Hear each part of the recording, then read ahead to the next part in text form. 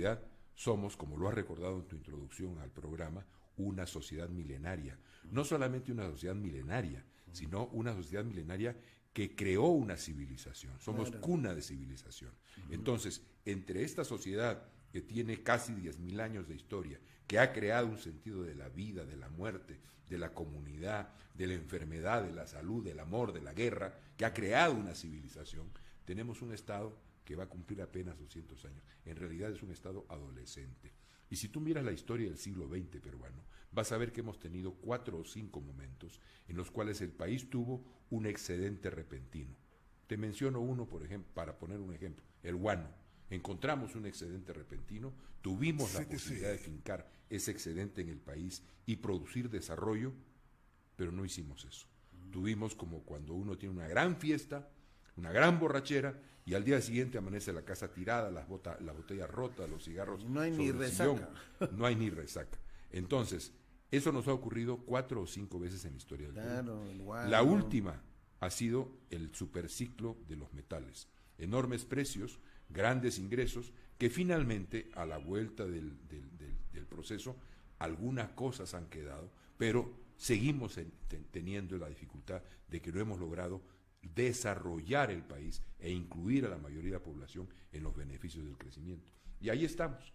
Tienes toda la razón. Tenemos un problema que atraviesa toda la República, que es pues una élite que está por debajo de las necesidades y de la sociedad que quiere dirigir, que contrariamente a lo que la élite piensa, con desprecio, una sociedad ignorante, una sociedad débil, una sociedad sin capacidades, es una sociedad muy densa y muy compleja, que ha construido, solo porque no podía entrar al mercado formal, ha construido un enorme mercado informal, o que ha poblado las ciudades y ha reconstruido las ciudades en el país. Lima de hoy día, que es una Lima de los migrantes, no tiene nada que ver con la Lima de 1920 o 1930. Esa sociedad está en un proceso de desarrollo, y por primera vez en la última década, diría yo, tenemos la existencia de una sociedad nacional. Esa sociedad nacional hoy día va a reclamar en algún momento una dirección más fidedigna, su propia conducción. Y en ese proceso estamos. Ahora, Jorge, tú has tenido oportunidad por razones de trabajo, por los cargos que has ostentado en los ministerios, de tener por lo menos supongo, conversaciones, diálogos con la élite empresarial. Yo también he estado en el Acuerdo Nacional, así que he conversado muchas veces. ¿No percibes qué pasa con ellos? ¿No perciben los cambios en el mundo? ¿Son tan duros para percibir las cosas que ocurren con sus propios colegas de otros países? ¿No hay un aprendizaje? Tanta es la angurria económica que es capaz de velar los ojos en ese terreno. Yo creo que hay de todo. Yo creo que hay gente que está mirando con mucha preocupación lo que está pasando y que es consciente de que tienen que producirse cambios y que ellos tienen que, primero, aprender a que tienen que compartir y que tienen que ceder parte de lo que han logrado, de lo que logran, que tenemos que organizar de otra manera la economía, el país. Y creo que hay gente que está preocupada por eso. Hay gente que es impermeable a estas cosas, que piensa que todo se resuelve mandando un batallón o un montón de policías a poner orden, como dicen ellos, en las circunstancias, y no se dan cuenta de que lo que tenemos que hacer es producir, mediante el diálogo, un nuevo pacto social. Pero ¿cómo es posible, Jorge? Yo supongo que la CONFIE tendrá pues 10.000 asesores de alto nivel, ¿no es cierto? Porque recursos no le faltan. ¿Cómo es posible que la CONFIE apueste hasta el último momento al fujimorismo, ¿no? en la etapa de crisis, cuando los partidos se están destrozando, partidos en crisis, Alan García se mete un tiro, es decir, ya el desbarajuste total en el hecho político? ¿Qué hacemos frente a eso? Si tenemos una élite que no percibe, y yo también desde el otro lado veo a los edepistas, etcétera, que tampoco la ven. ¿Qué hacemos en ese contexto? Hay gente que sí tiene capacidad de mirar lo que está pasando, y parte del esfuerzo en el que estamos es lograr que esa gente de distintos sectores que está mirando con preocupación lo que ocurre y que se da cuenta que se requieren producir modificaciones a las cosas, se encuentren. Encontremos, produzcamos una nueva manera de colocar los temas en el país, de propiciar el desarrollo integrador Y creo que eso es lo que hay que trabajar. Sí existe, tanto en el mundo Existe, ¿no? empresarial, Claro. en el mundo intelectual, en los partidos políticos. Pero no son incluso en los visibles partidos todavía, políticos. pues. Bueno, hay que construir para que eso sea visible. Parte del problema que tenemos es que la política se encarga de desechar a los que son, como dicen ellos, conflictivos o incómodos. ¿Por qué? Porque son conflictivos o incómodos al modo en que están organizadas las cosas, que es precisamente lo que tenemos que cambiar. Dice que los partidos, cuando son muy proempresariales, te despiden del partido, ¿no? Y en los otros partidos te expulsan. Ese es un tema casi sintomático. La crisis o del sistema de partido me parece brutal. ¿Crees tú, Jorge, que podamos recuperar en algo? ¿Cómo estás viendo el escenario de estas elecciones? ¿Ayudará a renovar un poco, a abrir campo, digamos, en un tema de debate, volver a una nueva institucionalidad en el país? Lo más probable en las elecciones del 2020 es que tengamos una conjunción de varias minorías, más o menos equivalentes. Quizás algún partido, ¿no?, destaque un poco más que los demás, pero no vamos a tener la situación, la estructura política que tuvimos en el anterior Congreso, una mayoría muy fuerte, bastante, ¿no?, que fue mal usada finalmente, que fue ominosa, que fue un poco abusiva, que se dedicó a temas laterales y que no produjo ninguna ley importante. CTC. Ninguna ley importante. Entonces, eso no lo vamos a tener. Vamos a tener una estructura con varias minorías. ¿Y eso qué significa? Que si quieren hacer bien su tarea, van a tener que producir consensos. Claro. Van a tener que producir consensos. Y si tenemos en el nuevo Congreso, ojalá, 1, 2 o 3 buenos operadores políticos que además tengan una visión de largo plazo, ellos pueden tejer y construir esos consensos. Eso está en la estructura de la situación. Ahora, como me dice un amigo, siempre podemos ser peores y desaprovechar también esas circunstancias.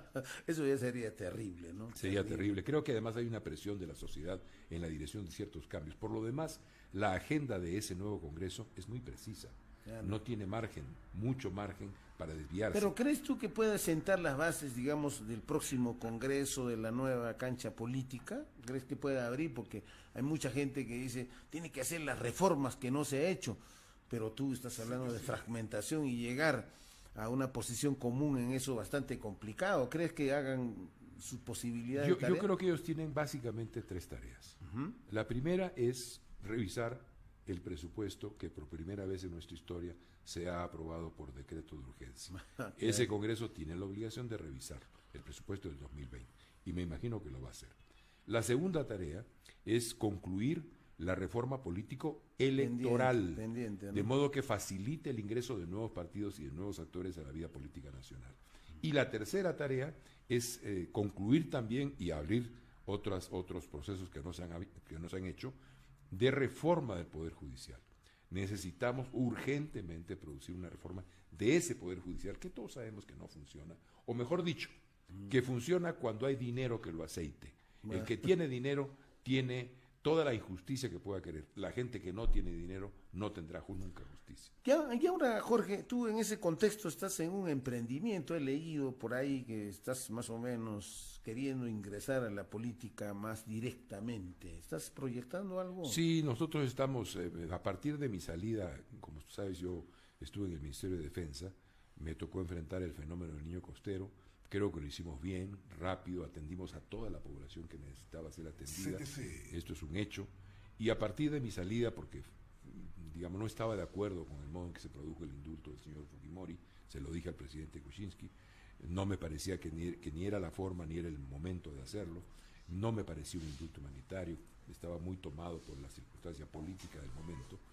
A partir de mi salida se me acerca mucha gente y me dice, oye, mira, lo has hecho bien en defensa, has tenido un buen liderazgo en la ejecución del niño costero, así que hay que pensar en otras posibilidades. Y en eso estamos. Hemos venido ya trabajando no solamente en una candidatura presidencial, sino en la formación de una oferta de plan de gobierno, porque el país necesita propuestas serias para enfrentar los problemas, y al mismo tiempo en la estructuración de un partido político. Eso me tiene yendo a todas las zonas del país, para hablar con la gente, para tomar contacto con los líderes, para escuchar a la gente y para construir esa estructura de un nuevo partido político, porque con la actual estructura de partidos políticos es bien difícil que tú puedas producir nueva política. Esa es la verdad. Bueno, ayer yo estuve, casi toda la semana estuve por Espinar en una feria de libro. Tú sabes que en Espinar y en Yauri hay mucho aprista, pero hasta la broma ya llegó a ellos, ¿no? Me decían, oye, Jesús, me dicen, ustedes tendrán, saben que yo soy progre, ¿no? Me dicen, ustedes tendrán que agradecerle pues a Alan García, por lo menos le llevarán una flor o una rosita. ¿Pero por qué? Le digo, es que Alan ha hecho lo que no ha hecho las dictaduras, los comunistas, los izquierdistas, haber destrozado al partido APRES. No está lejos de eso tampoco Keiko. Yo francamente no entiendo, ¿sus operadores políticos son tan nefastos o son tan autoritarios? Porque francamente nunca en mi vida he visto que una lideresa pueda, ¿no?, perder un capital político en menos de 2, 3 años. Es increíble. ¿Está tan volátil la política, Jorge, que podamos llegar a esos niveles? Bueno, eso es parte de la circunstancia nuestra. En el caso del APRA, y yo la verdad es que lamento mucho que un partido con una tradición de lucha como la que construyó Víctor Raúl Haya de la Torre esté terminando como está terminando. La verdad es que es muy lamentable, y es muy lamentable para el país, porque el país debe respetar, propiciar el establecimiento de formaciones políticas sólidas, consistentes, que nos permitan organizar incluso nuestras diferencias. Y en el caso del fujimorismo, efectivamente lo que ha habido es una dilapidación de capital político vertiginosa. La señora Fujimori tenía el 40% de opción de voto en el 2016, después de perder la elección. Y hoy día, no sé, probablemente con mucho esfuerzo lleguen al 8-9%. Ese es su techo, ¿no? Entonces, lo cual otra vez es lamentable porque el país necesitaría un partido de derecha popular un poco autoritaria, pero estabilizaría finalmente nuestro sistema político. Pero ese fracaso, o lo que estamos viendo como fracaso, haría que se cumpla un diagnóstico que yo hice hace 2 o 3 años. El fujimorismo es una potente maquinaria electoral, pero le falta mucho para convertirse en un partido político. Si no se convierte en un partido político, lo que va a ocurrir es que va a volver a ser una anécdota como lo fue en su momento el sanchecerrismo o como lo fue en su momento el odrismo, que también fueron movimientos muy potentes electorales, pero que terminaron siendo una anécdota en la historia política del país. Y ahora, ya haciendo un poco de ficción, ¿crees tú que pueda, bueno, claro, Fujimori llegará, arañará el 8-10%, porque tampoco no es que va a desaparecer? ¿Emergerán otras fuerzas políticas? ¿Ves tú que tienes una perspectiva desde la ciencia política, crees que puedan emerger nuevos liderazgos, nuevos discursos en este devenir de estos 3 años que van a ser claves? En política no hay espacio vacío, ¿no es cierto? El espacio vacío se llena. Ahora, mientras no tengamos representaciones estables, que tengan organicidad con los sectores a los cuales representas, vamos a tener esta situación gelatinosa de tránsitos muy rápidos, de desapariciones y apariciones de liderazgos políticos. Sí tenemos como país una dificultad. No estamos produciendo con toda la necesidad que tenemos los liderazgos de recambio. Eso es un hecho. Esa es una dificultad que tenemos como país. Si uno mira, por ejemplo, Chile, hemos estado hablando de Chile, uno ve que hay un proceso de renovación de los liderazgos. Ordenada, hay partidos funcionando que van formando nuevos líderes. Aquí no tenemos eso. En parte tiene que ver con la vida de nuestras universidades. Durante 25 años, los últimos 25 años, sacamos a la política de las universidades. Y entonces, ¿dónde se van a formar los líderes políticos que el país necesita? Si no hay vida política en las universidades y si no tenemos partidos políticos estables que construyan liderazgos. Por eso, la aparición de los políticos está siendo ahora, pues, como de los medios de comunicación o de alguna actividad exitosa que no es propiamente la política. No tenemos esa capacidad de renovación de élites políticas y eso es un problema que tenemos que enfrentar como país. Pero claro, la informalidad y lo espontáneo de repente, a ver, según las encuestas, Salvador del Solar un poco que ha pateado el tablero, está con 20%, 21%, más o menos de repente. Yo creo que Keiko, con los porcentajes que tiene, Verónica Mendoza, creo que ha perdido su oportunidad, lamentablemente. Pudo haber reconstruido un espacio de izquierda democrática, renovada, esas alianzas que finalmente ni siquiera se dieron, lo que demuestra una absoluta falta de pericia política. creo que Barnechea y su espacio con Descanseco en disputa ven pocas posibilidades. No va a haber una emergencia tipo Salvador del Solar, porque su actuación en el tema del Congreso ha sido impecable. No podemos desconocer esa posibilidad. ¿Cómo evalúas esa tendencia? Bueno, mira, en realidad todavía es temprano para decir. Yo sé que es temprano. Estamos a mucho tiempo, tenemos pero es que tu trazar. Perspicacia, pues, Jorge. No, Apelo a tu sé. perspicacia. Yo creo que hay, si me quieres ver, si quieres que te diga cómo pienso las cosas, yo veo una avenida muy grande y muy hecha para una suerte de extremismo de base étnica. Ya. Está en la cabeza de la gente. El discurso es bien sencillo. Pitucos, blancos, sanisidrinos corruptos, aliados de Odebrecht, Paredón. Clarísimo. Ah, ya ves, Antauro. Pero está en la cabeza de la gente, es lo que te quiero decir. Que no lo dice, ¿no? Hay otro discurso que es el discurso de la agenda, digamos, antimoderna. La agenda Bolsonaro. Exactamente. Con mis hijos no te metas, el tema de los gays. Pero date cuenta, Jorge.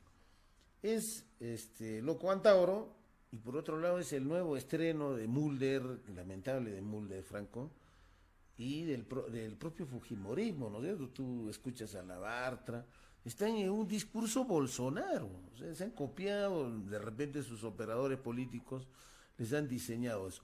¿Crees tú que en el Perú primen esas tendencias? Bueno, las veo y las veo. Existen. Las veo en la sociedad, y si se articulan como fuerza política, pueden tener éxito. No es ineluctable que no lo deban tener o que no lo puedan tener. Y lo que veo en el medio es un espacio muy amplio también, pero con mucha dificultad de estructuración. ¿Y qué reclama? Lo que reclama ese espacio es conducción política consistente. No nos podemos dejar llevar por gestos que pueden ser muy deslumbrantes, pero que ocultan finalmente lo que es una evaluación política más consistente de los actores y de las fuerzas políticas. Necesitamos cambios, y esos cambios tienen que tener la capacidad de preservar lo que hemos logrado hasta este momento, pero al mismo tiempo conquistar esa modificación en las élites que nos permita decir, sí, tenemos que ceder, sí, tenemos que conceder, sí, tenemos que concertar. Eso requiere habilidad política. La circunstancia del país requiere estadistas, no barquitos de papel. Pero Jorge, ¿no crees que hemos despreciado un poco a Vizcarra? Un poco lo hemos subvalorado. No hemos subvalorado al propio Salvador del Solar. En medio de ese naufragio que era la política con el Congreso, han sobrevivido y lo han hecho más o menos bien en el concepto, digamos, de la gente. ¿No crees que de ahí salga una estructura partidaria? Sabes tú, como yo, que se ha estado trabajando ese proyecto, ¿no es cierto? Sabes que hay sectores que han estado cercanos o que rodean a Vizcarra que están con el proyecto partidario. Salvador de Solar es probablemente parte de esa proyección o un poco más amplia. Puede ser, no lo sé, pero en todo caso, cuando te decía que es prematuro, pienso en varias cosas. En efecto, el presidente Vizcarra ha tenido éxito en la confrontación con el fujimorismo. No sé si necesariamente estaba en esa línea el premier del Solar, porque hasta donde entendemos, las noticias nos decían, él estaba más bien jugando un rol de arreglo y de acuerdo con la mayoría del fujimorismo para lograr el adelanto de elecciones según la propuesta del presidente Vizcarra, aunque no necesariamente en las mismas fechas, a cambio de la bicameralidad con reelección para los congresistas. Eran dos líneas diferentes. Pero no importa. ¿Qué es lo que viene por delante? Lo he dicho ya en una entrevista en un periódico de Lima. El presidente Vizcarra está obligado, además de su éxito en la confrontación con el fujimorismo, que es lo que le da la popularidad que hoy día tiene, a hacer gestión de gobierno. Hoy día la gestión del gasto público está en el 50-55%. O sea, es un fracaso. Total. En un país con tantas necesidades, la política real, la que es la inversión pública, la que le interesa a la gente, no se está haciendo bien. Ese es su reto. Él tiene que vencer ese reto. Porque si no logra vencer ese reto, efectivamente tendremos una calidad política para enfrentar adversarios que por otra parte han dado muchos flancos para ser golpeados, pero por otro lado necesitamos pues gestión de gobierno. Si no, ¿cómo hacemos? Necesitamos gestión de gobierno y eso es lo que nos estamos viendo. Jorge, ya desde tu perspectiva, a ver, desde la descentralización y desde el manejo económico, ya tus propuestas. Tenemos 20 años exportando el gas. Anteayer el presidente Vizcarra ha inaugurado la conexión a la vivienda 900.000 en Lima. No hay una sola vivienda en el Cusco que tenga gas con red. Tenemos que seguir comprando nuestro baloncito y bien caro. ¿Qué hacemos con Camisea? Has estado en el gabinete, conoces las discusiones internas sobre este. ¿Vamos a poder avanzar con el gasoducto? ¿Qué hacemos? ¿Lo revisamos? ¿Lo nacionalizamos? Porque como tú dices, mira, no hay que ser pues un rojete para darse cuenta que en 20 años te han fallado. Todos los modelos habidos por haber ya se han hecho. Acá ha venido Alan García, ha inaugurado su gasoducto en Sacsayhuamán, ha venido Ollanta, ha puesto sus tubos en Quillabamba. Todos nos ofrecen gas y no tenemos gas en el Cusco. ¿Qué perspectivas tienes en el tema de hidrocarburos, que es un tema tan vital en Perú? Bueno, ese es parte de los problemas de una gestión. Justamente, resolver los problemas. Así es. Bueno, en el caso de la sierra en particular, yo creo que tenemos dos problemas básicos. Uno es el energético. El gas es parte del tema energético. Tenemos un problema con la energía, la provisión de energía para la zona andina. Y el otro es el tema del agua. No porque la región no tenga agua, tiene agua mucha en cantidades en ciertas épocas, pero no la sabemos administrar. No construimos los reservorios que permitan que tú contengas el agua y la administres todo el año y te permita tener eventualmente hasta 2 cosechas ahí donde tienes solamente una. Ese es un tema que tenemos que acometer y yo creo que tiene que haber un plan especial para toda la sierra del Perú. El Perú le debe a la sierra un esfuerzo especial en materia de agua y en materia de energía. En cuanto al tema del gas, yo creo que hay unos vericuetos contractuales que tienen finalmente que ser resueltos.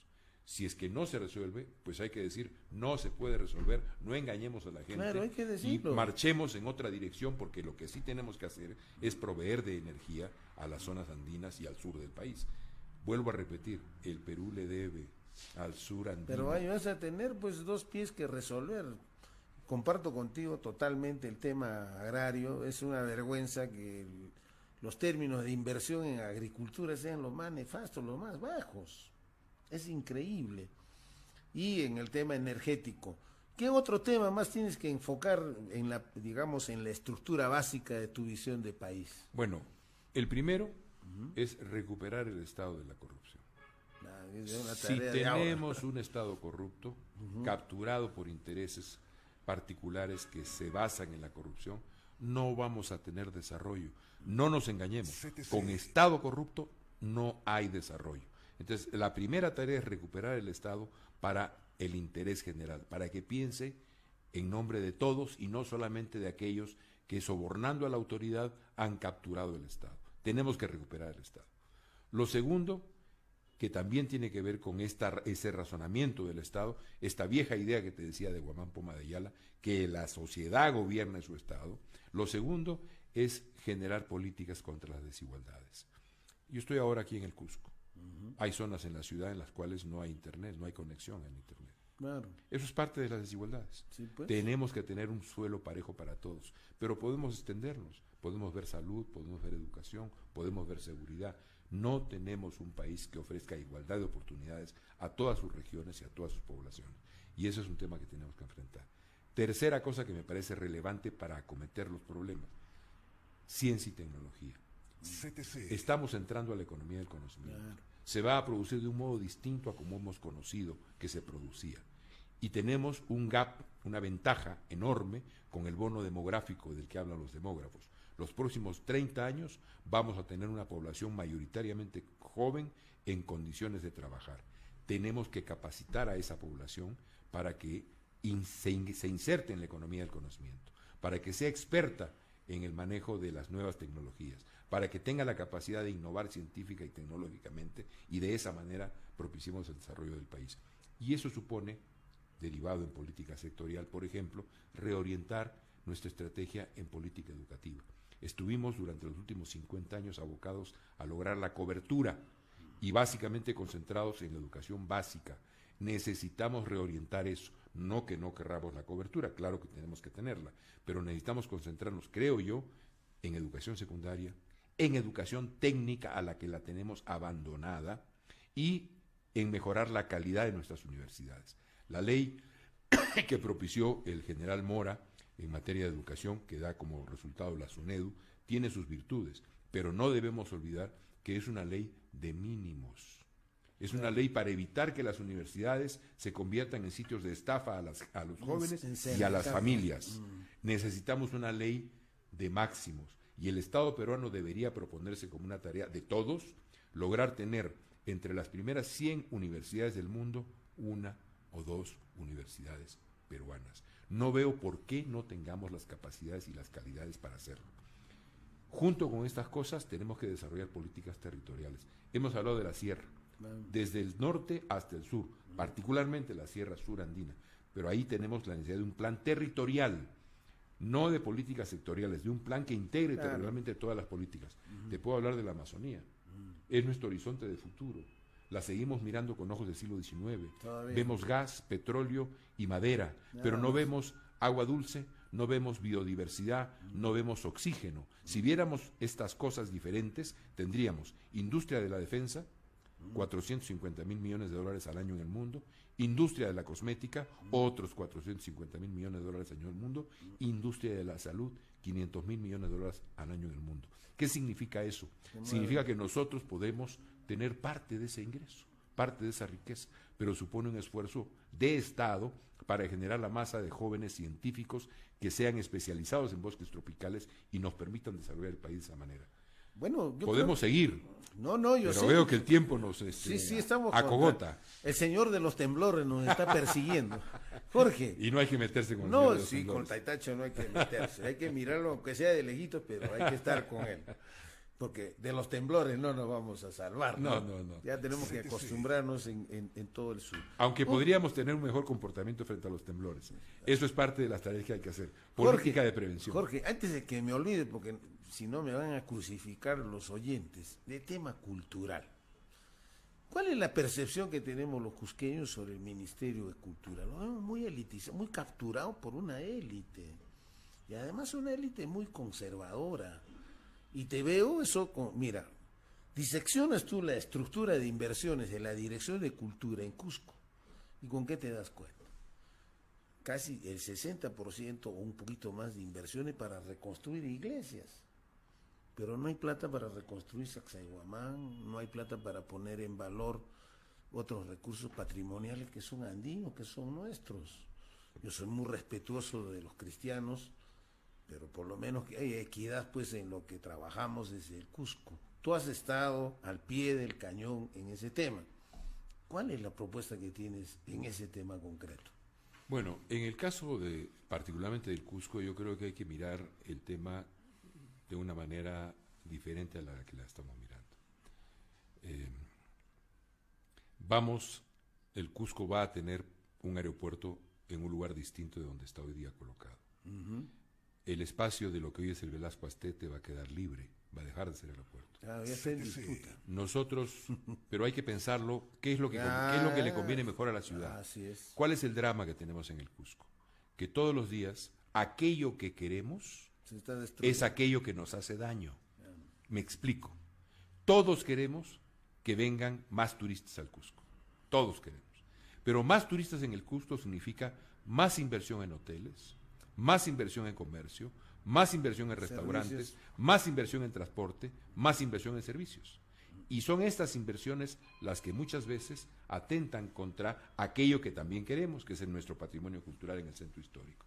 Entonces, estamos permanentemente, y lo digo porque estuve en el Ministerio de Cultura, en un conflicto en donde nosotros defendemos una pared, un muro, una posibilidad, frente a las necesidades que crean los turistas que sí queremos que vengan. ¿Qué necesitamos hacer? Qué bueno que hay una discusión sobre lo que será el espacio vacío del Velasco Astete. Yo creo que el Cusco debiera plantearse seriamente la posibilidad de construir en esa área del Velasco Astete un nuevo centro moderno de la ciudad del Cusco. El centro administrativo, ¿no? Donde se vaya todo lo que es la política del Estado, pero se vayan también discotecas, se vayan también restaurantes, se vayan también centros de convenciones, que le quitemos al centro histórico la enorme presión que supone aquello que queremos, que es el turismo. Está muy asfixiado. Y que coloquemos la diversión del turista en un nuevo centro moderno de la ciudad y entonces protejamos, ahí sí estratégicamente y en serio, el centro histórico que es patrimonio cultural de la humanidad. Si no hacemos eso, Va a colapsar. en los próximos 15 o 20 años destruiremos el centro histórico del Porque Cusco. ya está, pues. Y eso es lo que hay que discutir. Todo lo demás son batallas laterales. Hay que mirar grande y mirar lejos. Y ahí hay la posibilidad también de mucha inversión. Claro. Y que se puede captar, dicho de paso también. Tú sabes ¿Cómo que no se va a captar si el Cusco es una de las ciudades más importantes del mundo? Es una ciudad mundial. Es como Pekín. Pero Jorge, tú que estás ahora en la aventura política, deberías pensar que tienes que descentralizar el Ministerio de Cultura y traer a Cusco. Esa es tu obligación, incluso como parte de la herencia cusqueña que te reclamamos, Jorge. Ahora, y te lo digo de la manera franca. No. Pero además yo te digo una cosa, la Dirección Desconcentrada de Cultura está básicamente orientada y dirigida por cusqueños. Ha sido siempre así. El debate de fondo es otro. Es su comportamiento, pues. Bueno, hay que Tema de revisar. comportamiento, Pero ¿qué ¿no? es lo importante? No quisiera que la idea se nos quede en el camino. Lo importante es que pensemos estratégicamente y de largo plazo. Soluciones de verdad, Así es. no soluciones pequeñitas. Es como la articulación de Machu Picchu con Choquequirao. Claro. Tenemos que pensar en un proyecto que diseñe Grande, una propuesta claro, regional claro. que incorpore la cuenca del Wilcamayu y que incorpore la cuenca otra. del río Apurímac. Así es. Pero pensar en un diseño regional, territorial, no en cositas chiquitas que Sí. sirven para el negocito, pero no sirven para la ciudad. Bien, Jorge, ha sido un gusto de tenerte acá en este programa. Ojalá que cuando vuelvas siempre nos visites y sabes que este programa conversa sobre política, esa es la característica de este programa. Un mensaje para el Cusco. ¿Y cuándo vas a lanzarte de verdad? Porque todavía estás en el cálculo de probabilidades, ¿no? No, ya hay la decisión. Primero agradecerte la invitación, muy agradable la conversación, que tus oyentes nos hayan podido seguir. No estamos lanzados de mentiritas, estamos trabajando seriamente en el asunto. Sí te conozco. Y en el momento en el que se abran nos den la línea de partida, porque ahora el Jurado Nacional de Elecciones no vende kits para inscripción de partidos, estamos peleando porque nos lo den, haremos lo que tengamos que hacer. Pero entra pues al debate, porque una de las cosas que falta, que es ausente en el Perú, es el debate político. Tú mismo has reclamado, a ver, yo lo he entrevistado a Julio Guzmán, después de sus cosas de perorata económica no está ubicado el hombre. Y a mí me preocupa porque se supone es uno de los outsiders de la política, pero no está hablando en claro. O el propio Salvador, que sí, que no, que es más discurso que construcción política. Necesitamos que ahora empiecen a entrar en la batalla. Hay mucho silencio político. Si tú sigues mis intervenciones en medios de comunicación, Sí, escritos y televisivos o radiales, te darás cuenta que no ha habido un solo problema importante en el país desde que dejé de ser ministro, sobre lo cual yo no haya dado opinión clara y firme, ni uno solo. Pero no hay debate, tienes toda la razón, no responden. O sea, es que esa es parte pues también de su estrategia política. Por eso te digo que necesitamos estadistas y no barquitos de papel. Bien, Jorge. Te deseo los mejores éxitos. Muchas gracias. Te conozco, tengo muchas referencias tuyas. Te deseo lo mejor. Ojalá que este proyecto vaya hacia adelante. Porque necesitamos, yo también soy partidario, necesitamos partidos de los distintos colores, sólidos, que hagan política, que hagan doctrina, que debatan. Y que tengan cuadros para que no tengamos el proceso electoral que tenemos actualmente en la que se confunde renovación solo con juventud, ¿no? O en donde pelean marqueteros más que políticos. Sí, pues ahora ya no hay estrategias políticas, no hay estrategia marquetera, ¿no? Gracias por la entrevista. Al Cusco, mi corazón es una ciudad que conocí de niño, tiene todo mi afecto siempre. Y felicitaciones por el cienciano. Qué bueno que tenemos ya. Es que es parte pues de la autoestima que tenemos los cusqueños. Vamos a tener 3 equipos, ¿ah? Ya está el Garcilaso Real, sube el Cienciano y ahora este fin de semana hay la posibilidad que suba el Deportivo. Vamos a estar atentos a la expectativa de que así sea. ¿Listo? Que haya muchos goles a favor. Gracias, Jorge, un gusto.